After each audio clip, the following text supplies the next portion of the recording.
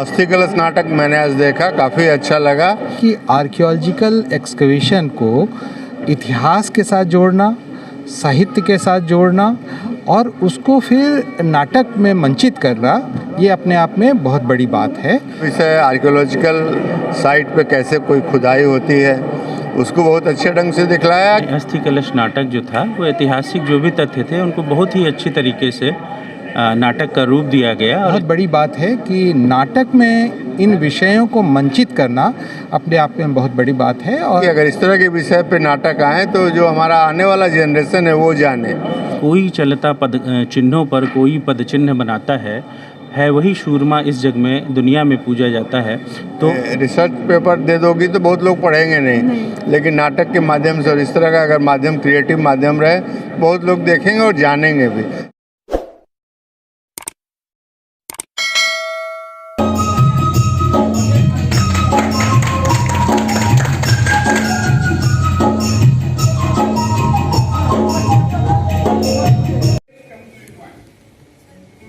इसका मतलब ये हुआ कि 5वीं शताब्दी पूर्व के बाद कई वर्षों तक लिच्छवियों के द्वारा बनाया हुआ बुद्ध का शरीर स्तूप वैशाली में ही मौजूद।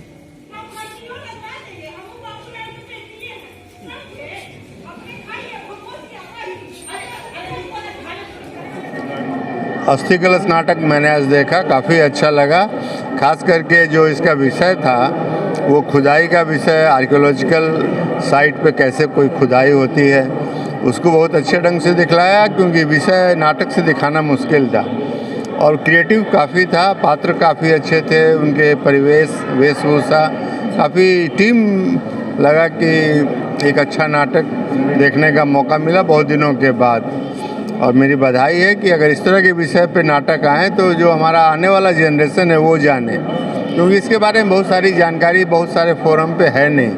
तो अगर इस तरह के, क्योंकि नाटक में मज़ा भी आ रहा है, कोई अगर तुम आर्कियोलॉजिकल रिसर्च पेपर दे दोगी तो बहुत लोग पढ़ेंगे नहीं, लेकिन नाटक के माध्यम से और इस तरह का अगर माध्यम क्रिएटिव माध्यम रहे बहुत लोग देखेंगे और जानेंगे भी।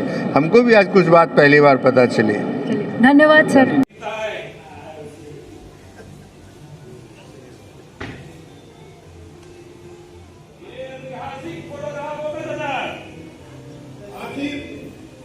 आज आप लोग की लगन और मेहनत एक महान सफलता के रूप में प्रतिफलित हुई है। 5वीं शताब्दी ईसा पूर्व का बुद्ध का ये प्रमाणिक अस्थि कलश भारत की एक महान प्राचीनतम अवशेषों में एक है। कलश नाटक आज का सर कैसा लगा? अस्थि कलश नाटक जो आज मंचन था जी सर, वो वाकई बहुत ही बढ़िया और प्रभावी है। प्रभावी कई मायनों में। एक तो जो विषय वस्तु चयन किया गया है वो बहुत दुरूह है।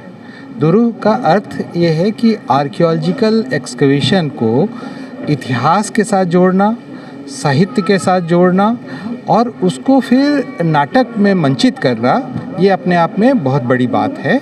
और ये न सिर्फ दर्शकों को बल्कि जो जिज्ञासु हैं, जो स्टूडेंट हैं, जो आर्कियोलॉजी सीख रहे हैं, जो आर्कियोलॉजी के अलावा इतिहास और उसकी समझ रखना चाहते हैं या जिनकी जिज्ञासा है, उनके लिए तो बड़ा ही सहज माध्यम है। और जिस सहजता से, चूँकि कोई मंचन होता है जब हम नाटक करते हैं तो जो दर्शक होते हैं वो डायरेक्ट उसके साथ जुड़ जाते हैं, वो अपने आप को भी उसका एक पात्र समझने लगते हैं। और तो ये एक बहुत बड़ी बात है कि नाटक में इन विषयों को मंचित करना अपने आप में बहुत बड़ी बात है और इसका दूरगामी प्रभाव होगा। और आने वाले समय में इस तरह की और जब नाटकें आएंगी तो न सिर्फ बिहार के लिए बल्कि पूरे हिंदुस्तान के लिए और विश्व के लिए भी ये बहुत महत्वपूर्ण बात है। धन्यवाद सर। कितना सुंदर है उदयन जैन, कितना रंगत है गौतम जैन, मातृका जैन, कितने सुसंस्कृत और धार्मिक है वैशाली के लोग। आज स्वर्ग नगर वैशाली पर मेरा अंतिम दृष्टिपात है। मैं इसे जी भर कर देखना चाहता हूँ, इसे जी भर कर देखना चाहता हूँ।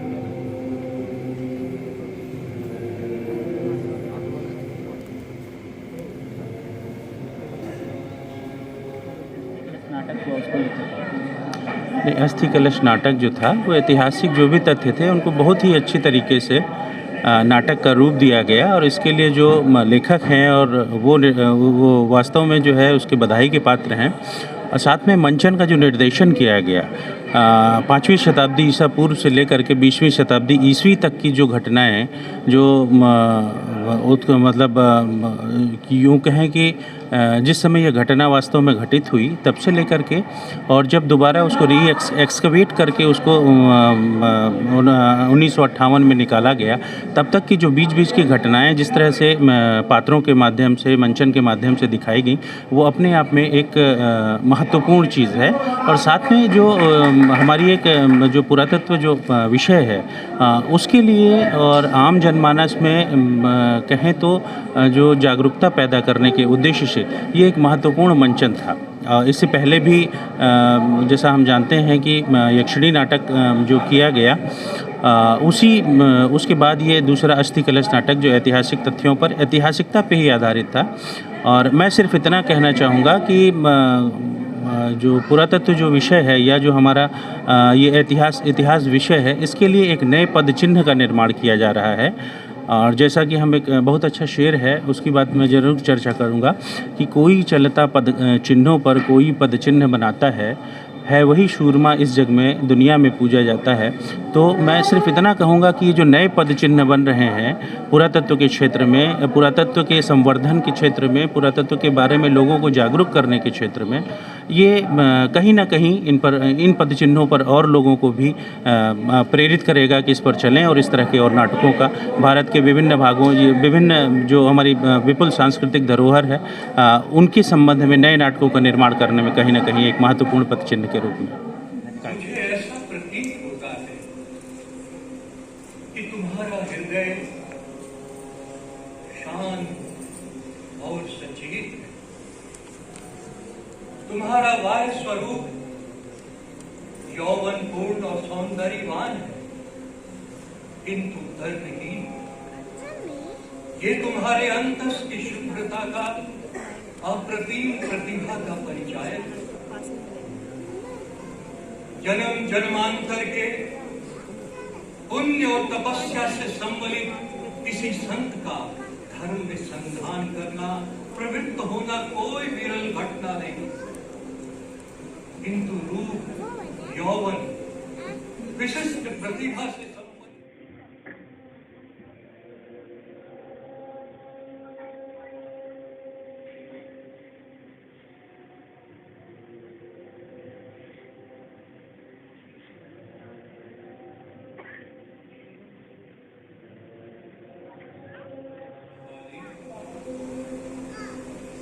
मुझे ऐसा प्रतीत होता है कि तुम्हारा हृदय शांत